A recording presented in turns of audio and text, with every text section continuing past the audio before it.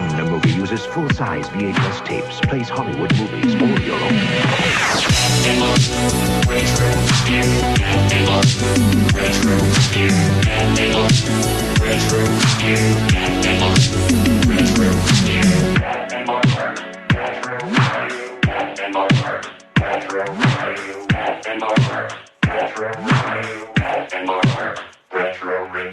Retro Review is right. We're back again with another Retro Review. But this time, I wasn't kidding last week. Mark is really not here. Filling in for Mark, we have our first new guest. Usually we have guests on the show. You guys have heard from these fuckers many, many, many times. But this is a new person. We got new blood finally in the show, and I'm happy to have him on because I really like you guys' Instagram a lot, but you should definitely follow their show. This is Ozzie from the Frank Welker Wonder Hour. Thanks for joining us, man. Hey, man. Yeah, I'm happy to be here, man. Thanks for inviting me. Yeah, will you tell the people about your show? Yeah, okay. Well, me and a couple buddies do a show called, like you said, Frank Welker Wonder Hour. And Frank Welker is in the title because we use his IMDb and his filmography as a bounce board for conversation that leads into all kinds of pop culture stuff, because this guy's been around for 65 years, still working today, just little bits in everything, like you name it, from Indiana Jones to Star Trek to Muppet Babies to everything he's had dipped his toe into, at least. So it lends for a lot of fodder, for conversation. Yeah, for sure. Also, it's something like, I don't know, I'm not even making this up. I think he has like something like 65,000 credits. Like when I knew you were going to be on the show, it's 75,000. Yes. Oh yeah. I said I was going to be like, you know what? I should try and find some really obscure. I'm sure you've covered all those. Like I was trying to find some really obscure Frank Welker thing. I was like, oh, let's make it feel at home. We'll get something really weird, right? Where like Frank Welker was like like his credit would be something really stupid, like additional vocals in background second unit, something like really stretching it. And I couldn't find it. And although a couple sites for today's movie, I think maybe have miscorrectly credited him. I think because Frank Welker's career is probably like so vast. It is. Yeah. I think you kind of just can throw his name out and it's kind of like a 50-50 that he's probably involved. But I saw some site say that he actually did do some vocal effects for Robot Jox, but I can't find any evidence to support that at all. Nor have I come across anything like that. Yeah.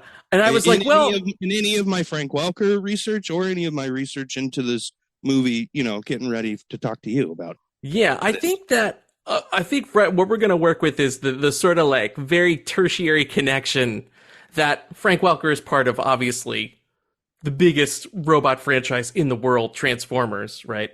Yes. And for a while, tonight's movie, Robot Jox from 1989, was as close as we got to a live-action Transformers movie for many years. Probably, almost 20 years, right? Because, no, more. Yeah, for a while, because the first Transformers movie, the Michael Bay one, was 2007. Yeah. Right. Yeah. So the math on that, oh my God, I'm going to show my ignorance. It's like 20. Yeah. There you go. Well, this movie came out in '89, but I think it was sat on the shelf for a couple years while they went through some financial and legal troubles. It did. That's the thing. So I was going to actually ask you this: are you a Charlie Band, Full Moon Entertainment fan at all? Yes, I'm an appreciator. I don't know if I'd go so far as to say I'm a fan, but I very much appreciate what he does and what they do. And yeah. Okay, so I think you and I are almost in the same exact boat. Like, I've seen a few Full Moon movies. I've liked what I've seen, but I don't know their catalog of movies that well. But what I do know is that there was like kind of this amazing time where Charlie Band, who is like he is Full Moon Entertainment, basically. He's like their Roger Corman. So yeah, anything that passes through Full Moon has something to do with Charlie Band. Full Moon has nothing to do with this movie, Robot Jox, because this came in Charlie's first big run of movies, his first studio that was called Empire Pictures. And it was actually the studio. This was the movie that bankrupted that studio, and it sat on a shelf for years before another studio came in to give it completion funds to finish up. And it's like, I feel bad saying this, but I'm almost kind of like glad that another studio came in and fixed it up, because look, I love Full Moon and everything, and they're fun to watch, but like this to me feels a lot better and a lot more sort of finessed than a typical full moon movie does. And I think that was maybe helped by some outsiders. Well, I think that was also part of Charles Band's reason for starting that or beginning that production company, was to make slightly higher budget, higher class pictures than Full Moon. Isn't that right? Yes. Yeah. I didn't research too much about Charles Band and Full Moon, but it seems to be how I remember it. No, I just thought it was interesting that it bankrupted this studio, Empire Pictures, right? And it's not like it's an inexpensive movie. It's not like it's a gigantic. It sounds gigantic, right? Robot Jox is essentially, it's a movie where, and I kind of love this lore. It's a movie where in this future, we no longer have warfare. Warfare has been outlawed. So the way that we sort of decide any like land skirmishes is we have a robot fight. And two robots go head to head, and the pilots of these robots are called Jox, Robot Jox. And that sounds super expensive when I say it that way. But when you see the movie, and I'm saying this as a compliment, when you see the movie, it's not an expensive movie. It's done very effectively, but it's very there's a real like handmade quality about the movie. Yeah, and they don't use too many locations, and some of the locations they do use are very sparsely set up, or they get out in the middle of the desert. That doesn't cost them anything to do, and they use like, I don't know, maybe 4 or 5 rooms. There's like a couple apartments. There's a training room. There's a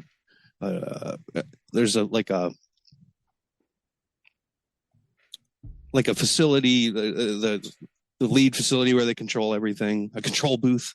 Yes, that's kind of it. Command center. Yeah, sure. This movie, I feel like we'll just jump into it here. So it was directed. So it came out in 1989. It was directed by Stuart Gordon. This is actually the question I wanted to lead off with. Are you a fan of Stuart Gordon? Do you like Stuart Gordon's movies? Are you like familiar with Stuart Gordon's movies? So the ones that I have seen, I do like a lot. I'm a huge fan of Reanimator, of course. Yeah. Oh yeah.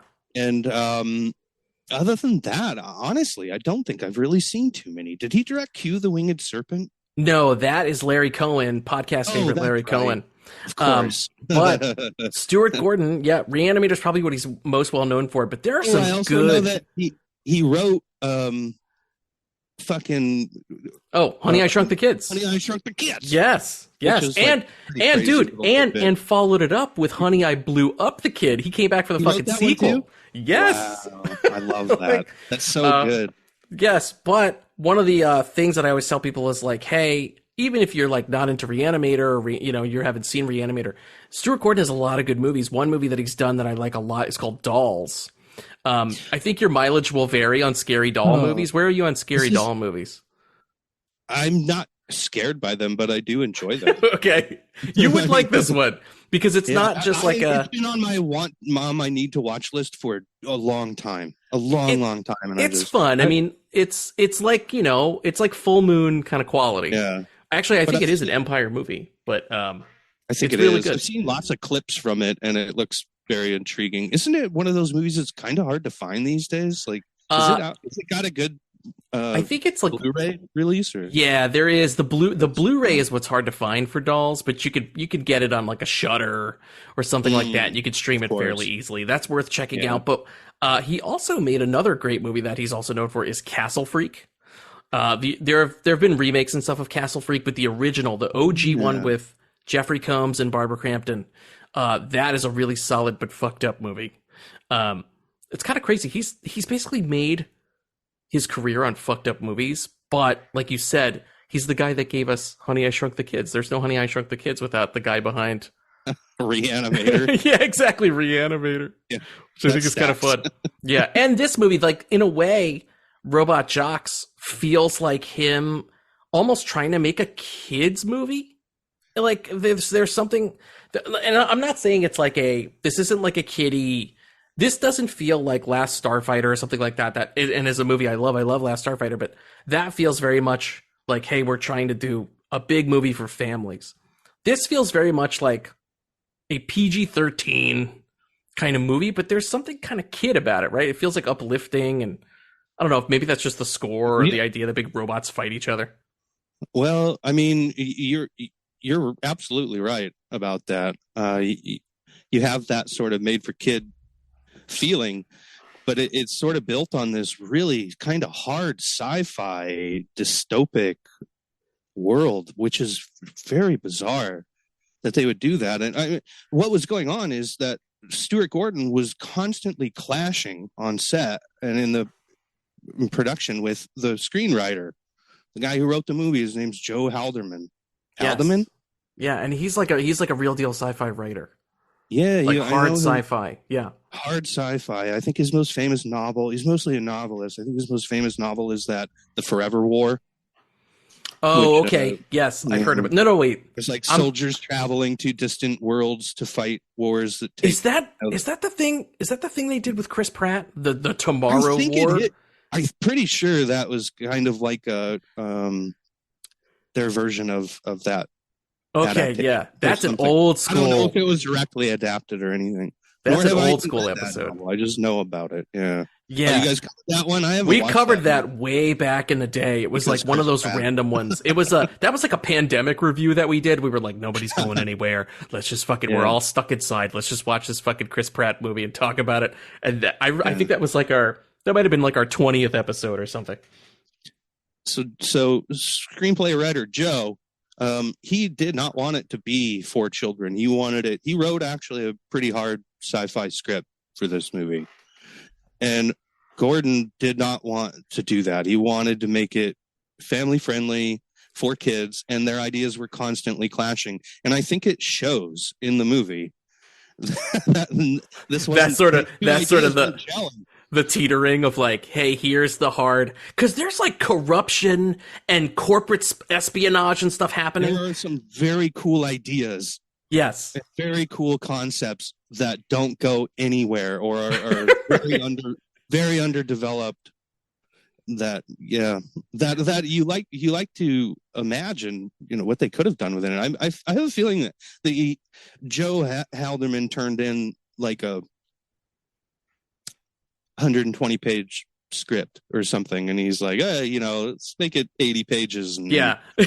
Focus on the Charlie Band was like, I'm not making a 2-hour movie. Yeah, we make 70-minute movies here. Empire Pictures. We sell these. Get them out quick. He never tried to hide that, Charles Band. That was kind of his motto. I was like, no, we make cheap movies. So of course. Well, as a Ozzie, a connoisseur of robotic entertainment, right? Because of your love of Frank Welker. Where does Robot Jox stack up against some of the robotic entertainments that you guys have covered? It's funny. The fact that I host a podcast about Frank Welker, but honestly, I don't love Transformers and I don't love G.I. Joe, and I honestly never really have. That's not really what brought us into doing the show, is our love for Transformers and G.I. Joe. It was more like our fascination with the fact that, like, this guy in Hollywood, they call him in to do a scream for Spock in Star Trek 4 or Star Trek 3 or something weird. That was kind of what hooked me in. But Transformers, I've never really been the biggest fan. I'm not necessarily a fan of big robot stuff.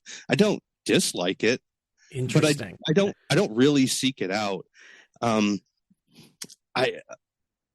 love this movie though. And no, that's incorrect. I don't love this movie. I have a nostalgic childhood love for this movie. Was this one that you watched a lot as a kid? Yeah. And so I was watching this like before I was going to like the video store. You know what I mean? Yeah. Oh yeah. So when I was a kid, we didn't get to the video store too often. My parents were like very late adopters of new technologies. We had a beta player like far longer than anyone else I knew had a beta player. We even had to drive like 3 towns over to the last rental store that still had a little corner of beta tapes to rent. Did they like charge you like $80 to rent a single beta tape? Probably, yeah. Well, if you damage it, they'll charge you $80 probably to replace it back then. But my video library belonged to my uncle Bob. He was very much a cinephile, like way before I knew what that was.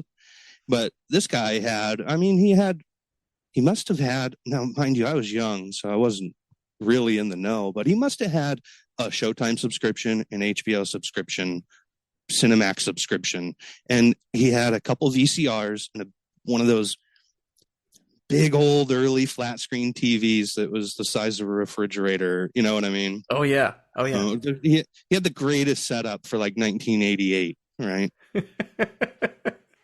And he had the greatest movie room. I just have such fond memories about this place.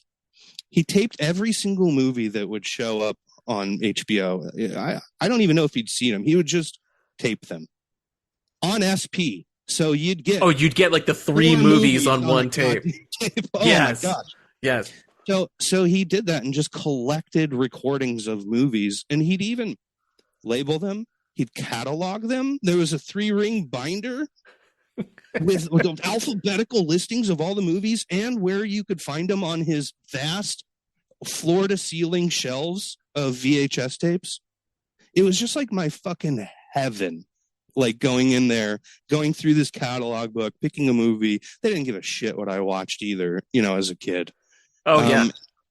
Robot Jox was in Uncle Bob's video room movie. Oh, and that's like the ideal way to watch it too. Like on an old VHS that's been watched about 1 million times. There's scenes that are all rubbery and no amount of tracking will fix them. Yeah. Mm-hmm. And we just had what was available to us back then, what was on tape. So I watched the hell out of that movie. Yeah, I feel like this was one that when I was a kid. I feel like this was one that HBO played a lot. Like it was one of those rerun a lot. It must have been. In my mind, if it was an Uncle Bob tape, then it was a HBO mainstay at some point, right? Oh yeah, it had to have been. So I grew up watching this movie all the time when I was visiting. And then I didn't see it for decades probably. How did you live your life decades without Robot Jox? What were you doing? Jesus.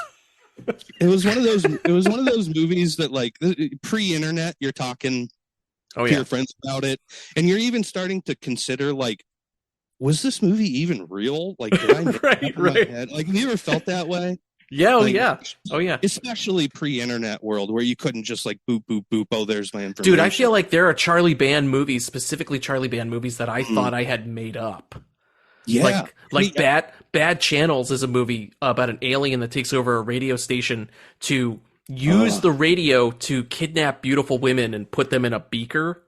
And the way that he does that is he kidnaps them through music videos. I thought I made this up. For like 20 years, I carried this as a false memory. No, it's a real movie. I feel like every time you have one of those, again, kind of like our Frank Welker joke, but I feel like there's like a 50% chance that it's a Charlie Band movie.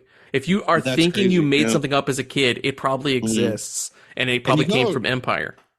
All you could really do to check yourself is go around to your friends and be like, "Hey, man, do you remember this movie where this kid like made some kind of peanut butter concoction and got super long hair or some shit like that?" Oh yeah. Like, what the fuck was that? And they're like, "Dude, no, the peanut butter solution." Yeah. Hell yeah. That was another one. I thought I dreamed that fucking movie for a decade.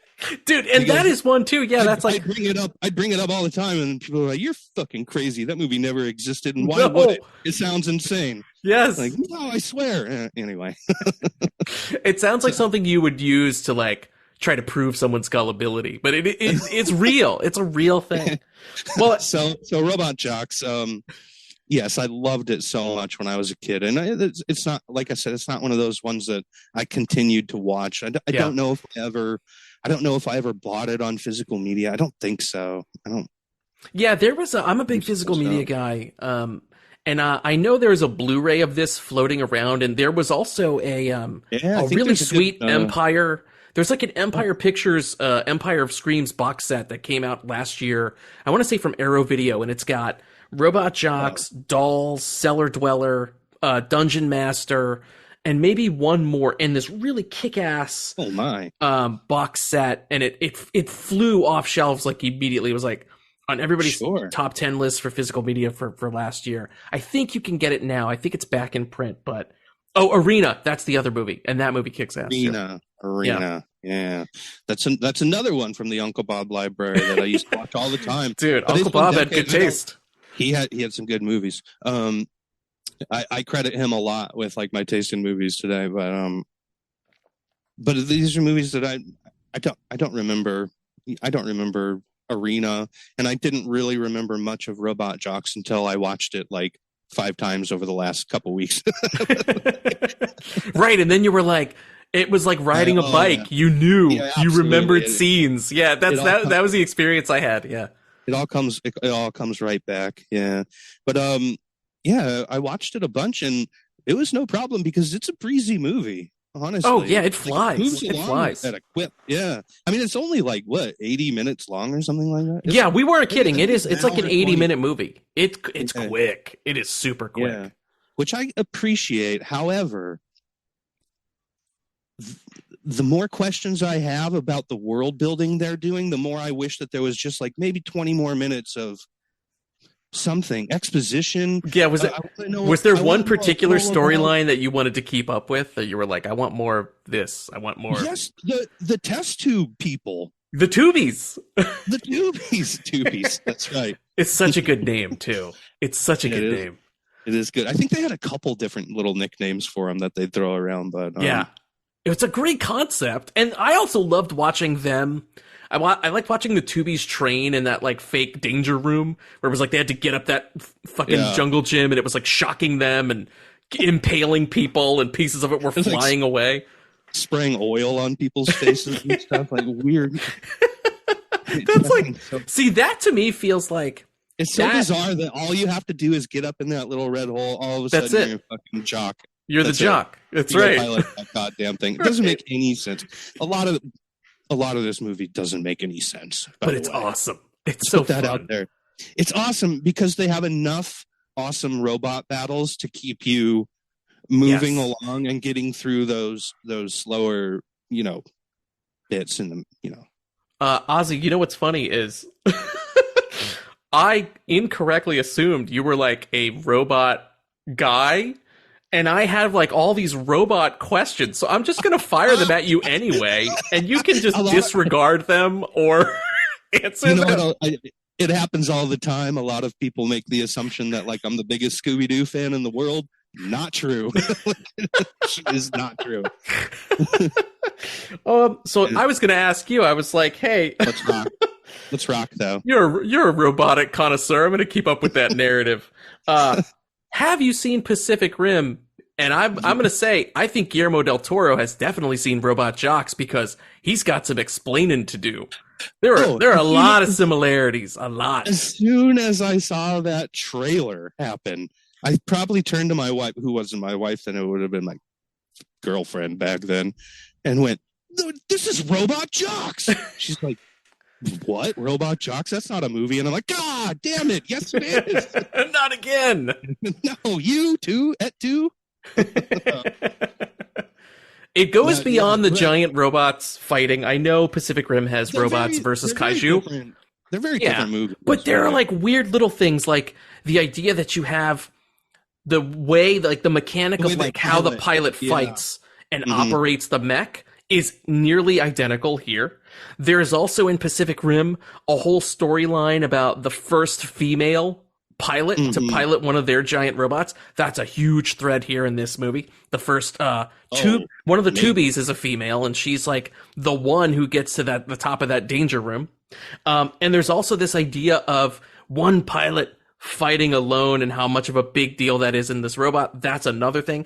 And then you have like the standard mech stuff that, again, I'm sure is like, hey, it's in Robotech, it's in, all this other giant, Voltron, but like the flying fist, the giant chain, the ripsaw chain, the bandsaw chain, the chainsaw dick. Chainsaw dick, yes. Like, just say it by its actual name. Give it by its Christian name, the chainsaw dick. Official. Was that the best robot weapon in the movie, chainsaw dick? Absolutely. It was very ineffective, but all of the weapons are extremely ineffective. Oh yeah, the only one that seemed to work was the fucking was the blinder. The blinder weapon worked great. Every other weapon sucked. It worked for a moment, and then he kind of rubbed his eyes, he's like, I'm fine. And then he just like jump attacks, and he's fine, he wins. That's all it takes. He just like jumps into it. And they sold that wrong too, because they told that Tubi, they were like, you got 90 seconds of blindness. You can do all kinds of shit in 90 seconds while he's like in a blind daze. And you're right, he recovered in like 10 seconds. 90 seconds. You can't do too much if you're in one of these giant lumbering, slow-moving ass robots. You can't do too much because these things move slow. There was a moment when he busted out his like jackhammer fist, Oh yeah. It was just moving so slow. It was so hard to imagine that thing was doing any kind of damage, but like pushing on this thing. Right. The blinder, I fucking loved that the button that they added to the remote control was the sun. It's under the sun. It's like this gigantic yellow emblem on the... The lead into that was great too, because they make a big deal. They're like, they make a huge deal about like, listen, you gotta be briefed on how the weapon works. No one else knows. Like, how am I gonna understand how to operate this complicated weapon? There's a literal fucking sun on a button. That's the button you push. That was fucking amazing. How will I ever understand this weapon? I know. Right. Which button could it be? I need your 30-minute video tutorial, Mr. What's the Matsumoto, Mr. Matsumoto. Who dies a brutal death in this. God, death is brutal in this. That was one of the most brutal things that happens in the movie. right through the head. I thought for sure, I was like, they're not going to go for a headshot. We're not going to see brain matter. Nope. I thought it was going to be like in the chest. Ooh, old Hollywood style. Yes. Keel over. Yes, no like gore, bloodless. But they just squib right out the back of this guy's skull, right onto the wall. It's super violent. That's what's crazy is like, so when people are like, oh, that's a kid's movie, I'm like, no, it's not. A guy gets his head blown off. There's like real shit that happens. It's like a kid's movie that got kind of, or rather, it's an R-rated movie that got squeezed into a kid's movie. That's kind of what it is. That's kind of why I love it, though. Yeah, right. And nobody can really pull that off. Like, that's such a hard feat, unless you're like, Paul Verhoeven or something like that. Yes. Like, that would have been cool if I think he could have done something with something like this. Oh hell yeah! And he was using. There's some stop motion in RoboCop. Sure, like the Ed 209 is all done stop mo. That could have been by Master Ed Tippett. Phil Tippett. That's right. One of our favorite angry animator, Phil Tippett. Oh yeah, I love watching him just like hate the whole world. Yeah, that guy's great. We covered we covered Mad God on this show, which is it's not a movie that's easily, you can't discuss it. It's it was a fool's errand. What are you talking about? It was young in our podcast when we thought we could actually discuss a movie like that. And we were like, what the fuck are we doing? Yeah. I could barely watch it and dissect it in my own head, let alone same. talking about someone else.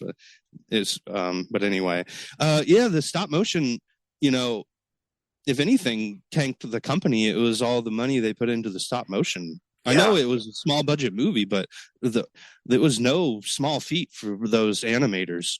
No, and there's no fucking around either. There's no cheap cutaways or let's see some archival footage. No. It's like it's a full on robot battle. It looks great.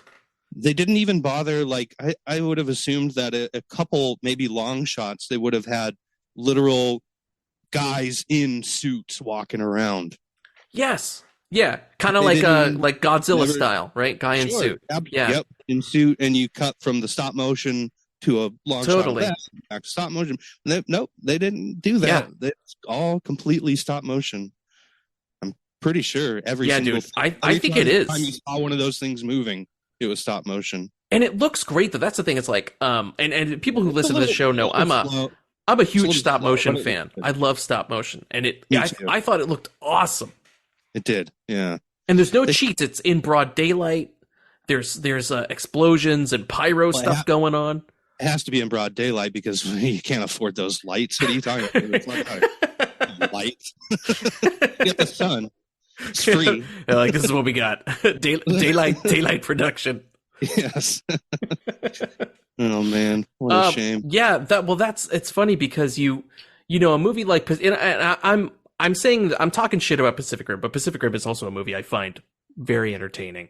But it's just funny because you see a movie like that is all ones and zeros, it's all CG, and then you see a movie like this that's all practical, it's all handmade, like fucking stop motion, and it looks so good. Like there's a scene that first battle between Achilles and Alexander, the Russian guy, when his mech falls backwards into the stands, it's awesome. That the way that they blended the stop motion with like the live action footage of like the crowd and then the fucking shots. Chaos. Yeah, it looked great. They do pretty good work with those composite shots. Like they blend well. You don't really see boxes around anything. You know how sometimes you see that, a cutout box. Yep. They hide all that stuff pretty well. So, yeah, some of the moments are very impressive. Like when you're in behind. Okay, what are the characters' names? I'll start with an A. Every single fucking name starts with an A. I know Achilles, and Athena, and Alexander. Alexander, yes. I can't remember Alexander's robot's name. Did the robots have fucking names? I thought they did. Remember that at all? Okay. I could be making this up. I'll go with that. I thought, because when Achilles comes out in his first battle that you see him do, he's in a new machine, isn't that right? He's in a whole brand new mech. Yes. But you never see the old one. Or is the old one, are we to believe that was the one that got fucking stomped? I think so, yeah. That gets curb stomped by Alexander in the beginning of the movie. Does each group only have one robot each? Well, that's see, this is a lore question. That's what I was wondering, because I was like, I guess each party has to be represented by one mech, right? I have so many lore questions. And this is a problem, because these questions should be answered in the movie, and they're not. Really, we need a Robot Jox 10-part Netflix series to really go into each of these little sidelines, right? Can we do that? I would take that. I would take that. I'd watch the shit out of that. But do it stop motion. Man. No CG. No crap. Yeah. Get him. He's not doing anything. He's pissed. Grab him. He's pissed off that no one's calling him. Yeah, dude, he would do this in a second. God damn it. Yeah, that'd be good. But yeah, the lore, they give you too much of it, but not enough. Right. They introduce all these interesting concepts, but then they never pay them off. And it's not like in Star Wars where Obi-Wan mentions like the Clone Wars and your father was a Jedi Knight. Like that's stuff that you can take off in your imagination. Sure. And work great. But this stuff is like, I need answers. I need to see like how the world became this way. First of all, I would really like to know like what the conflict was a little bit. I would have even taken a scroll in the beginning of the movie. Oh, dude, it's funny you bring that up, because this movie, it starts with voiceover, and it kind of does the work, like the expositional work of a scroll. And I recently watched an old movie. I feel like those things that they tell you in the exposition in the beginning are things that are easily received and picked up just by 100%. Visually watching the movie. Show don't tell kind of thing. Yes, 100%. You don't have to show me and then also tell me. There's all this shit that you're telling me but not showing me. There's so much stuff that you're telling me and not showing me. Focus on that stuff. Yes, 100%. Tell me about what I'm already watching, for fuck's Yeah, and sake. by the time you land from that, it's just like, but that's kind of, it's funny. I'm agreeing with you, but I also see, I think, where the thinking is for Stuart Gordon to be like, I'm going to explain this stuff really quick and get right to the robot fight. It's like robot fist lands, boom, exposition over, fighting. Joe Haldeman did not see where Stuart Gordon was thinking. I guess. No, I guess not. He was not able to see it. I have to say, though, I think the movie is, I know we're talking about tonal shifts, or we're talking about lore and sort of these ideas that get abandoned a bit halfway through, but I feel like it's competently directed. Like, I feel like it wouldn't be as enjoyable as it is if it wasn't competently made.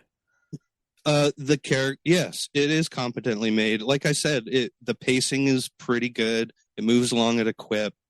The characters are very underwritten, but I think that was on purpose. That's what Stuart Gordon was trying to do, is make more cardboard cutout. Yeah, I think he said he wanted archetypes. Stereotypical archetypes, yes, that's right.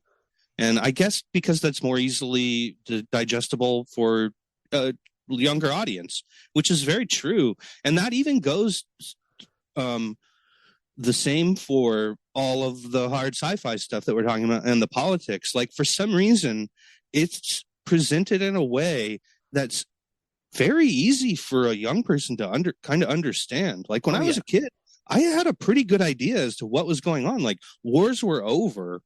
Like, the basic concept was not lost on me. Like, they were able to get that in to my 7-year-old brain somehow. Which I think is pretty impressive. Right. They made you understand the Cold War as a 7-year-old. What? That's wild. It is wild. I'm laughing because it is such a Cold War movie, even though it came out a little too late. Like, doesn't the ending of this movie remind you a little of Rocky IV? Like, when he makes the speech, he's like, if I could change and you could change, we could all change. Yeah. Yes. There's a version of that in this movie. Oh, I was thinking Rocky IV several times through this movie. It was not just that one time at the end. That clinched it, Oh, yeah. There were multiple occurrences before that. Also, this movie is derivative of a lot of movies that came out just before it. But all Charles Band movies are highly derivative. Yeah, he kind of blends up. He'll take like 4 well-known movies, not even try to hide it, be like in a blender, and now it's this. That's the way to do it. Yeah, it's kind of awesome. That's how we got Star Wars. Oh yeah, 100%. And Raiders of the Lost Ark and shit. Like, Yeah, man. And on a Full Moon level, that's how you get Puppet Master. That's how you get stuff like Doll Man, Demonic Toys. It's awesome. Oh, by the way, Frank Welker voiced Oopsie Daisy in Doll Man versus Demonic Toys. There you go. Frank Welker connection made. I know, I was combing a site today and I was like, this site says Frank Welker did additional voices in Robot Jox, and I cannot find any backup source for that. Hey, you know what is a fact, but it's hard to find out exactly where the credits lay, is that they have taken Frank Welker's sound effects and used them for Godzilla films in Japan when they get overdubbed. Really? Like he's voicing the monster? Well, I guess so. But I mean, he was never in the booth doing that. They just got a clip and took it from some other project. Did they get it legally? Or they just took a soundbite and they were like, we're going to do whatever we want with this? Yeah, that might be the case. I really don't know. Like I said, the information is sparse, but if you go to like Godzilla Wiki, you can, or Kaiju Wiki or something like that. There's a little bit of information. It's pretty fascinating on like all the dub stuff that they used, and they took Welker. Wouldn't that be something if like, obviously the guy's done so much work, so all this stuff exists, right? You could probably like have an AI fully talk as Frank Welker in any voice you want him to talk in. But wouldn't that be nuts if like he's done so much audio that they could like package up care packages for other countries and be like, here's all the Frank Welker noises you need for Robot and Monster. And if you buy this one, we'll throw in this additional voices Frank Welker box too. You can just use that however you want. It's like the Hanna-Barbera sound effects set. Kind of thing. Dude, yeah. It's like a sound effects CD of just Frank Welker. It's just whatever sounds you need. I'm sure it has happened. It has to have happened. He did Godzilla in the Matthew Broderick movie. Oh, really? Yeah. Wait a minute. So does that mean that maybe in Godzilla -1 there's a little Frank Welker? Oh, there might be. That would be interesting. Yeah. Anyway, that's pretty sweet. That's pretty sweet. Man, I am glad then, because I'm going to tell you, Ozzie, now that we've been talking about Robot Jox, I was originally going to suggest to you, I was like, oh, you know what? We should talk about Transformers the movie, like the original animated movie. And I was like, nah, he's probably sick of talking about that, because I've been dying to review that on this show. We recently covered that on I Welker knew it. Hour. And so we go historically, we go chronologically through every title. We started with an Elvis Presley movie in 1968 or something like that. Is he in it, or just his voice is in it? Oh no, he's in it, live action. It's called The Trouble with Girls, Elvis Presley movie, and he's like one of Elvis's buddies. You'll see him like standing around in the background and stuff. Holy shit, that's great. Yeah. So and we've been working our way through history, and we're just ending 1986 titles. Wow. So wait, what happens when you get to like we got to Scooby-Doo this or a Scooby-Doo that? Like, do you have to do all 80 Scooby-Doo things in a row before you can proceed to the next stop, or? No, because that's not how they're listed on IMDb. Ah, okay. And we go by IMDb listings.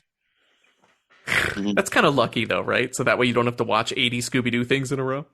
Well, you know what? But we always have Scooby-Doo like looming on the horizon, like at any given moment. There's always Scooby-Doo looming, and we just don't know what to fucking say about it anymore. So we kind of cringe when a new Scooby-Doo thing is coming up. But however, we learned so much on the show. I've seen so many shows that I never watched when I was a kid. So I'm getting a new appreciation for Scooby-Doo. I never saw the awesome 13 Ghosts of Scooby-Doo series, but that's a good one. Little hidden gem of Scooby-Doo stuff out there with Vincent Price in it. Stuff. Anyway. That's a nice little crossover too, right? Because Matthew Lillard eventually became Shaggy, who was in the 13 Ghosts remake. That's a nice little connection there. That's right. But back to Robot Jox. That's how this show goes. We go all over the place. Does that movie still suck? I saw it in the theater, and you know what's funny is that movie now has 13 Ghosts. That? Yeah, it has a cult following. But I'm like in the bag for it because I love Scream Factory. I love those kind of 2000s movies, especially like the Dark House, like the Ghost House stuff. Yeah, I love that stuff. Yeah. And I don't like it.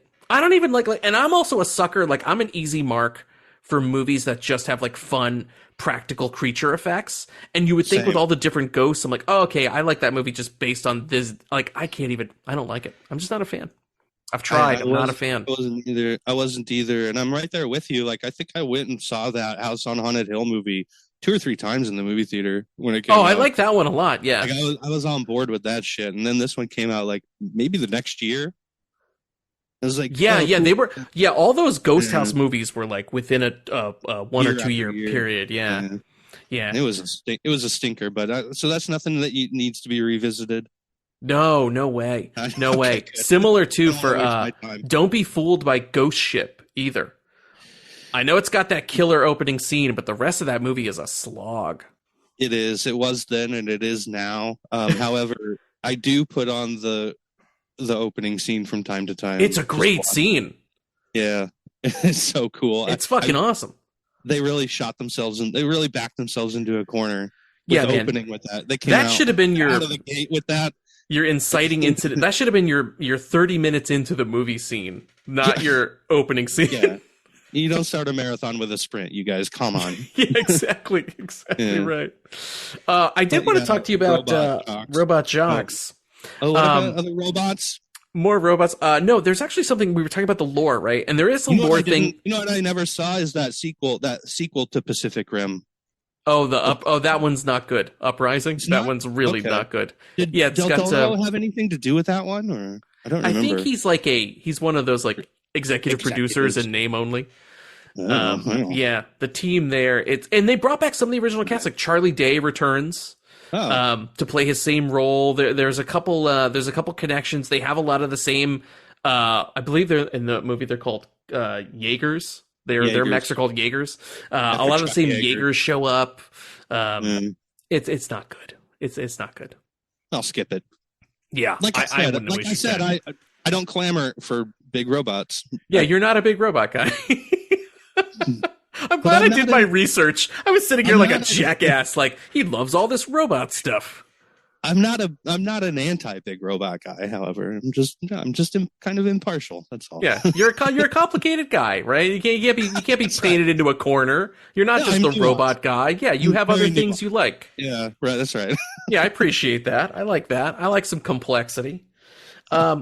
Wait, speaking of lore, this is what I wanted to bring up was there is a very interesting idea in this movie that is kind of glossed over. Is that the pregnancy thing? Dude, yes. Weird.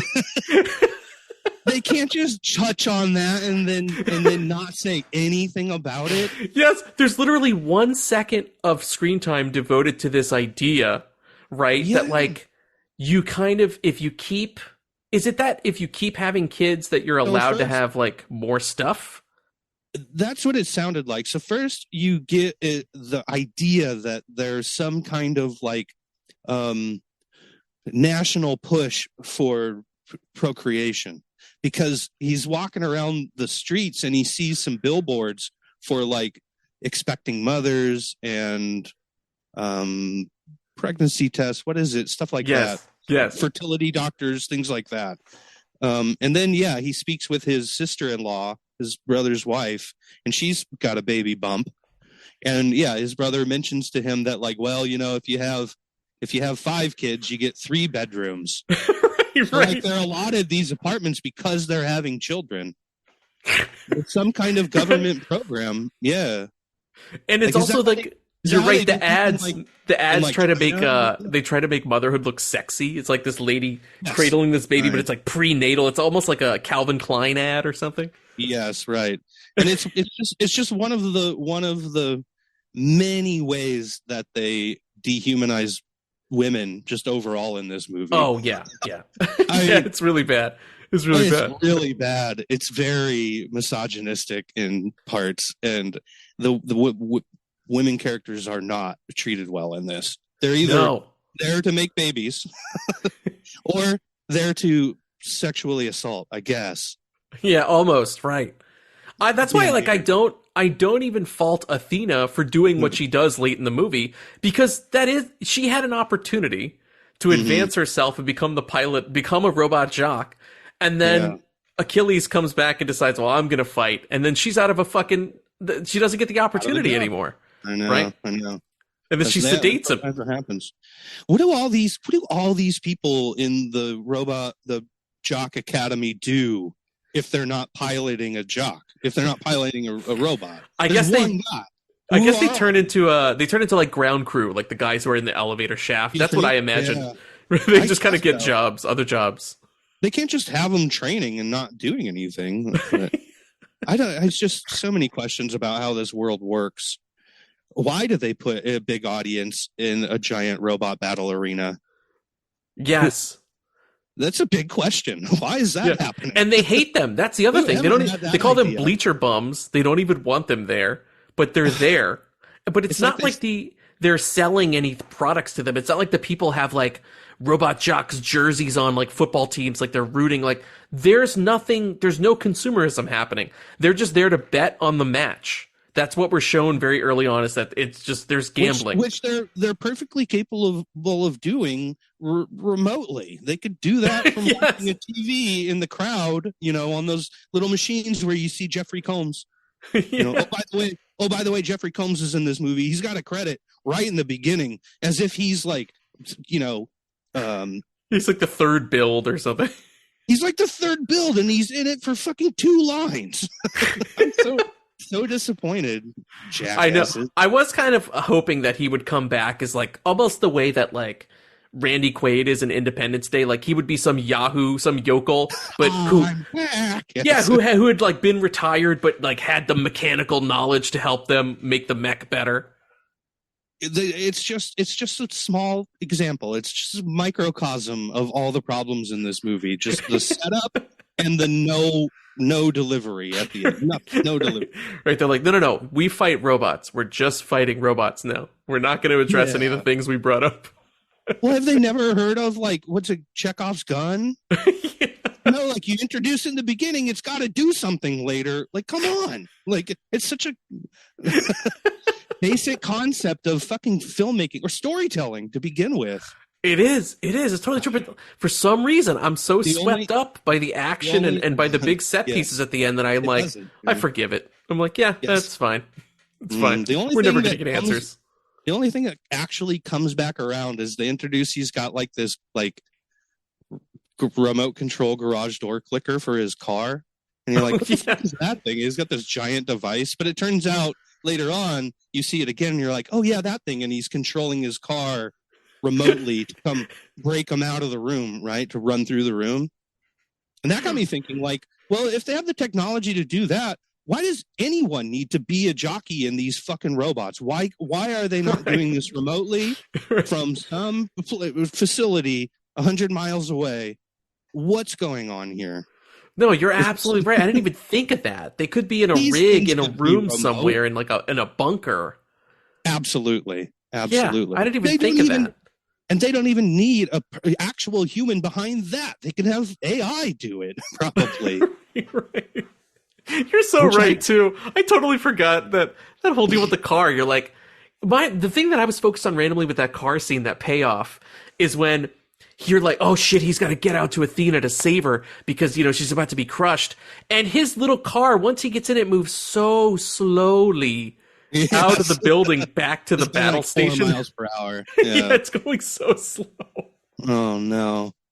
Those cars, I love those 80s designs for futuristic cars that are like angular and they're like anime cars. They look and I feel that finally reality is starting to catch up with that, and cars are actually starting to look like that. Like you see that new like Tesla truck or whatever. Yeah, the Cybertruck. Yeah, it's so much like you like looks like a fucking Johnny Cab or something. It totally does. Yeah, dude, even just like plain like, oh, it's a new Hyundai, whatever. Like the new Hyundais look like anime cars. They look like anime SUVs. It's actually really cool. Yeah.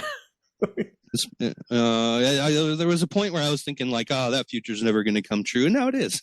Now it is. Now you have triangle cars. Is, finally, I can die happy. Yeah, it's so funny. We went back and forth. Like we started in the 80s with like angular, pointy, symmetrical cars. Then in the 90s, our future movies all had the curves like Fifth Element. Everything was super curvy and rounded. And now I think we've kind of come back around. Everything's like a little more pointed and angular. It looks really good. Right. So that's back to the spectators.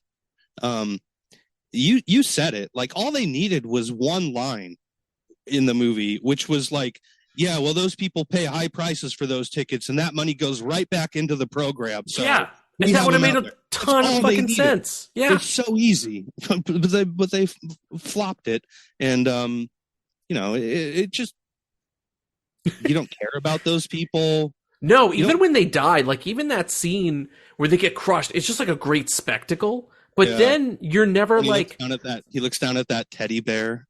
Yes, the charred teddy bear. You never feel, at least I didn't, you never feel the weight of that disaster past that scene. It's never like people are grieving or there's protests. Like, in fact, the only time you see any real world ramifications from that is when he goes back home and everybody is a dick to him. Like, the graffiti coward, or that was the funniest part of the movie to me, is when he's hanging out with the brother and the wife gets the crank call. It's like, tell your brother-in-law he's a piece of shit or whatever he's like saying into the phone. And I laughed my ass off because the brother's reaction at the table is like so horrified. He's like, we've been getting a lot of those calls lately. Yeah. Of course he doesn't want to fucking stay there. He goes right back to jockey camp. I feel like nobody's actually mad at him for like all the people dying. They're just mad at him for like not finishing the fight. Yes, totally. Because that's how the movie presents it. Nobody's mad at him for the disaster just because he walked away. That was it. Which is nuts because I feel like the whole reason that they introduced these the tubies, is to try to show the difference between fighting with the humanity and fighting without it, kind of, right? They wanted to show like the juxtaposition between the toll it takes. That's kind of like, but that's one of those times where the movie actually does sort of live up to these lofty aspirations. Is at the end, once both mechs are destroyed, to have the two guys fight hand to hand, like, no, fuck it, we're still going to be fighting.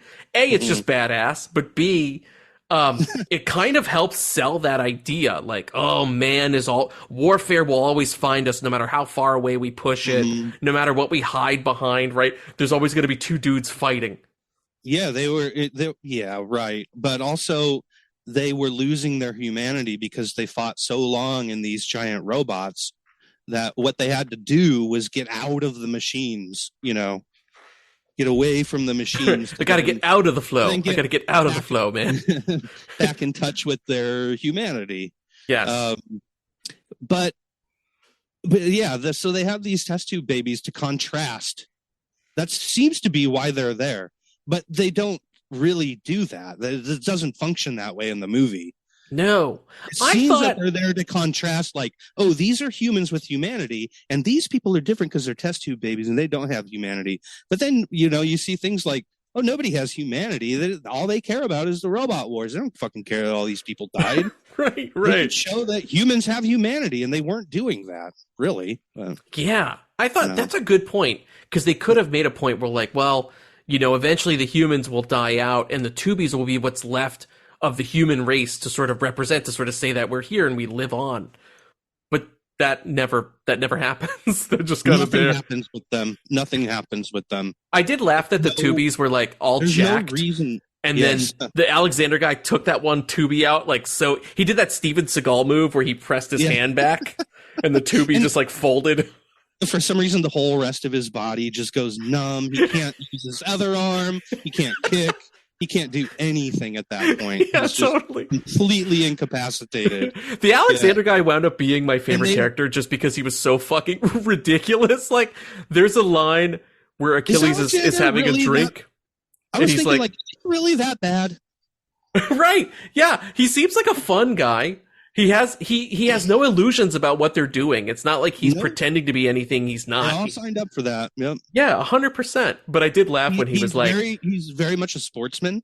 Yeah, he's totally. It's all surface level with him. It's just this is what it is. You know who's not picking fights when they're at the bar? Him. Yeah. He didn't want to fight. He's the one not getting violent. I don't know. I don't know, man. So, is it Russia? Or is it, what do they call it? They call it the Confederation. They're the Confederation. Okay, the Confederation. Damn, Confed. Do these people live in different areas and then get together? Well, that's what I couldn't figure out, is that they're always hanging out at like this old timey, like fucking pilot's bar or whatever.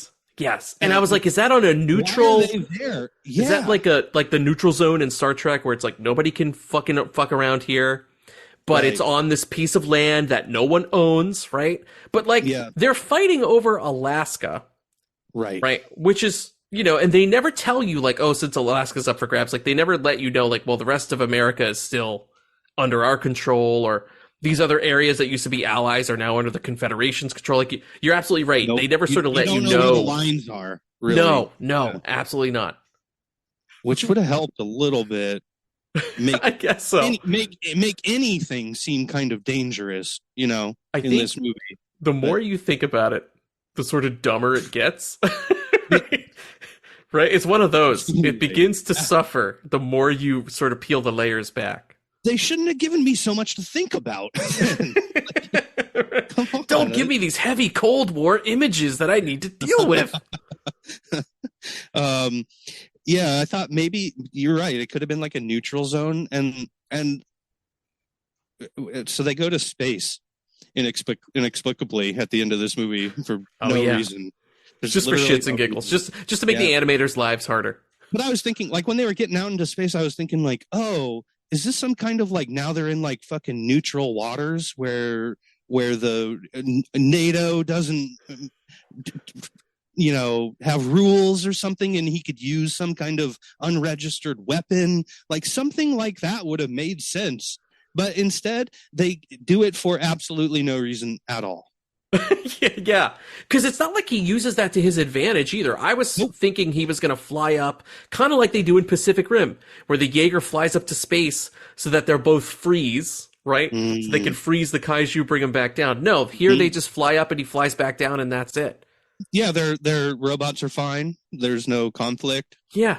I thought it was going to be like I needed to do this to like recharge my battery, or I burn out a certain amount of fuel and then I can use some kind of explosive thing. Like it never pays off. They just go to space and they come back down.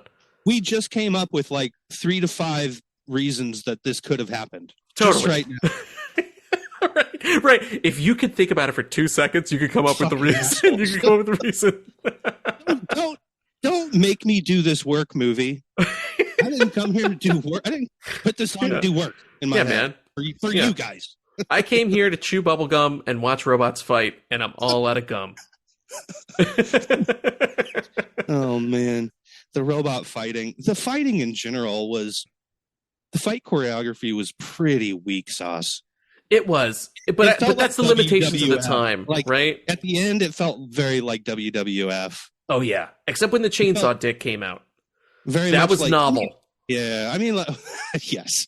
I mean, like the hand-to-hand human combat. Oh, yeah. Especially, too, because when you see there's bits where Achilles is training himself, and he's doing all this, like, spin kick shit and fucking Taibo, whatever, like, they couldn't have used some of that. Like, to my recollection, the robots never kick. They only stomp and punch and throw. That's right. You wonder why they're doing all this kung fu fighting and training to go pilot this. It's because everybody was doing it. Everybody was kung fu fighting, dude. So they couldn't not do it. Especially too, right? Okay, the kicking thing, right? The Russian guy, Alexander's mech, has like 18 legs. I thought for sure there was going to be like a spin kick attack or something because he got all the goddamn legs. He never uses them. They just sort of slowly move him forward like a spider. That was it. I swear, like everything that happens in this movie has no payoff whatsoever. You're totally right. Whatsoever. Yet I was just so whisked away. You know what it was? It was like the brain numbing effect, like Saturday morning cartoon. Like you're just sitting there with your fucking cereal and you're like, it's just numb. You're numb. This movie has a very high rewatchability factor to it. Yes. Very high. Really, what we're saying is that we kind of have a Stockholm Syndrome thing happening with this movie, I think. It's got, I mean, yes, I'm kind of taken hostage by it. Yeah, and you're overlooking all the faults, and we're like, we keep coming back to making them positives. Yeah, that's true. That's the nostalgia. That's the nostalgia. Totally. I think. But it's impressive that a movie can be this bad, but also this watchable, though. Yes, there's something about that. Yes, 100%, and so enjoyable. Because, like, Schindler's List is a fantastic movie, but I don't really want to go watch it all the time. I'll never need to see it again. You watch it once. Yeah, right. Yeah, and you're not even watching, like, I wouldn't even watch this movie in a samurai cop way where, like, oh, it's so bad, I'm watching it because it's like, it's just legitimately entertaining. It is, yeah, but it's also very middling, kind of. It is. It's middling after the fact. In the moment, it's great. And then you get some separation, you get a little distance, and you start to see the seams. And you're like, wait a minute, none of that went anywhere. And like, it wasn't bad enough to be good, and it wasn't good enough to be good. This kind of just happened. I don't know. But yeah, how about Tex? How about the reveal that Tex was the spy? Tex? Yeah. He was great. That was totally a Charlie Band character. I was like the most archetypal big Texan 10-gallon hat. He should be standing out on a NASCAR track, like getting guys to come into the pit and saying, "My boy, what did they do to my boy?" Where does this guy come from in this dystopic future? Where does he come from? Do we still even own Texas? Is Texas still a thing? Yeah, I don't know. And that's another question that I had, actually, a legitimate question, is like, was Achilles born into this world? I think so, right? think? Because I don't know if they really mentioned, but when did the World War III, quote unquote, happen? I don't know. Yeah, because it wasn't like they brought up like my dad was a robot jock and his dad was a robot jock. Like they don't do any of that. So maybe he did experience the world. Tex was a robot jock, though. Yes. And here's another thing: Achilles cannot read. He doesn't know how to read. He's illiterate. Did he? Does he say that, or was that something you picked up on? Nope. They say it out loud. It's when he's going out to rescue her, and they're talking about the new weapon that is under top secret. And someone says something like, "Well, you can't read, though." He's like, "I know I can't read, but I'm not stupid." I don't even remember that. Yeah, absolutely. He's illiterate. He's an illiterate character. He cannot read. Right. So, that makes a lot more sense than that the briefings are all like videos of just a guy. That they throw it. Oh yeah, a lot of pictures and videos and stuff. They're like, the button has to be a giant sun. He can't read the word sun on the trigger. It's gotta look. That actually makes a lot of sense. Is that where we're heading as a society, honestly? Because dude, it's like Idiocracy. It's like it's like the button is the icon that has a burger on it. Push that. Yes, absolutely. So he must have been born into this world, I guess. Yeah, I think that the illiteracy thing then makes me think this is all he knows. Then he's had to have been raised here, and also presumably too, because he's maybe in his 30s or 40s. Like, the world is in a really bad shape, and society has kind of crumbled around it. I mean, that could happen quickly, but I don't know. I think you're doing work for these guys. I think I am. They're not paying you for this. No, man. I'm doing homework. Yeah. And they didn't say anything like that. Oh, you're totally right. Yeah. Fucking movies put me to work, man. Fuck. Not even paying me. But I never really saw an example of society like being in disarray in any kind in shape or form. No. There are no food riots or anything like in Demolition Man or anything like that. Yeah. Right. They were all getting along just fine, even when there was like the crowd when they were all betting on tickets to Jeffrey Combs scene. Oh yeah, it's all very orderly. Very orderly. They were doing just fine, you know. Yeah, you're right. What a the world of Robot Jox is so confusing. Here's another thing. It's like, so are we to believe that these two countries, quote unquote, sure, don't have any kind of army at all anymore? I think so, right? Because warfare is illegal. Do they have any kind of enforcement? Like, but they definitely do have enforcement, because there are cops that come in. These armed guys when Athena is trying to hijack the mech. They come in and they start opening fire. So I don't know if those got a police force clearly still exists, but I don't know if it's just for the jocks, which seems a little weird. Like, wouldn't there be police? Yeah, I don't. Well, so what happens when like an actual conflict takes place in Alaska on Alaskan soil, and they're somewhere in fucking Death Valley fighting with these robots? And so, like, has no uprising tried to happen? I guess not. All those years? That seems bonkers. That seems a little crazy. Yeah, that seems a little crazy. Be kidding me? I wish, and that's another thing that they could have cinched up with just like one line of dialogue. Someone saying like, "Well, out there in Alaska, the uprising really set us back," and I don't know something. Here I am doing work again. Fuck, but God damn it. This movie now maybe owes us a little money, because we've put real thought into it. We have. Yeah. More than they did. Maybe I would really like to see. I would really actually enjoy to read that script. The original script, yeah. The original script, like the first draft, second draft, or whatever, before it, you know. But I'm wondering how much of it involved. How much it loses the Stuart Gordonness, like the fun fights and the crowd pleasing moments, in favor of like, it doesn't get too heavy, too cerebral, right? I don't know. Why do these robots have to be so big? I thought it was just kind of like, well, theirs is big, so ours has to be big. Like They just kept yeah. It was like keeping up with the wonder if it Joneses. started- They kept I wonder if rising it taller.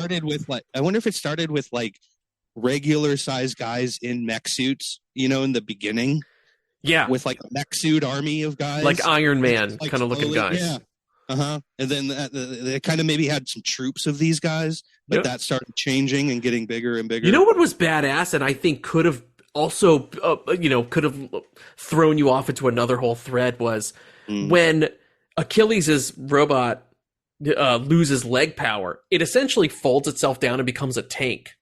Yes. And and it's pretty badass. Like, and then it definitely switches from stop motion. Like, it's a practical rig. remote control car. I'm sure it's miniature. I'm Yeah. sure it's not giant, but like, it looks fucking awesome. So there's definitely like a tank war aspect too. So there's clearly like artillery that's left that you can battle with. Right. And its wheels, when the legs come down, all right, think about this. If they're a society that's never had warfare, they still are using war machine parts, because when he folds in half, those are like tank treads that he's using to roll through through Death Valley. But so they've what do they never think seen those them. are? They've never seen tanks them on before. a tank. Yeah. Yeah, that's wild stuff. Jeez. I would have loved to have had like a really old character that lived in the before times, that maybe had some stories or some more exposition. Like, I swear there are 100 easy fixes to these problems in this movie. 100%. 100%. But you're right. And a really almost like a Rip Van Winkle kind of guy would have been really interesting, And they don't explain away half the shit in the movie anyway. So you could have just been like, this guy's 200 years old. We don't really need a reason. He's just super old. Well, I don't know what the radiation levels did or something. Sure. Like that. There's something in the air that makes everybody have to wear these masks. Right. Yeah. Really watching it brought me back to the pandemic, and I was like, those aren't N95s. What the fuck? And I was like, you guys are fucked. So stupid. Oh man. I love that we felt trauma. There was trauma happening during Robot Jox. Well, is it? I feel like we're kind of coming to the end of this thing. Is it a recommend from you, Ozzie? Would you recommend people check out Robot Jox? It depends on who I'm talking to. Sure. Right? It depends on who I'm talking to. Yeah, someone around my age, around our ages. Sure. Absolutely, I would. Absolutely. I agree with you. I think it's a recommend for a certain type of person, I think. Certain types of certain age group. And even if you didn't grow up watching this movie, I still feel that you will get a little dose of nostalgia watching it, just with the design, the stop motion, the special effects. Like, that shit'll bring you back to a time. Yes. Yes. And that's a good feeling for. Yeah, it's a nice feeling. I think it's like, to me, and I say this as a compliment, it's like a live action Saturday morning cartoon. Like, get yourself some cereal, or if it's lunchtime, get a good fucking sandwich, sit down and watch two robots beat the shit out of each other. So yeah, I'd say recommend. Yeah, for sure. I agree. It's also something that, like, I can't really say, like, oh, this movie is like these umpteen other movies, right? Like, it's pretty unique, actually. And especially before things like Pacific Rim started happening, it was really, really unique. Oh, yeah. Like, as kids, there's nothing else you could really watch. I just remembered how cool it was. Like, there was no... You dreamed of having a live-action Transformer movie, but that was so beyond our scope. I know. And that when this came along, you were like, oh my God, it's real. It's happening. Giant robots are fighting each other. There are real people. It looks awesome, because you don't have the CG at the time to compare it to. So everything looks really real. And I think... have you seen some of those mechs that they're making these days? Like in like Tokyo?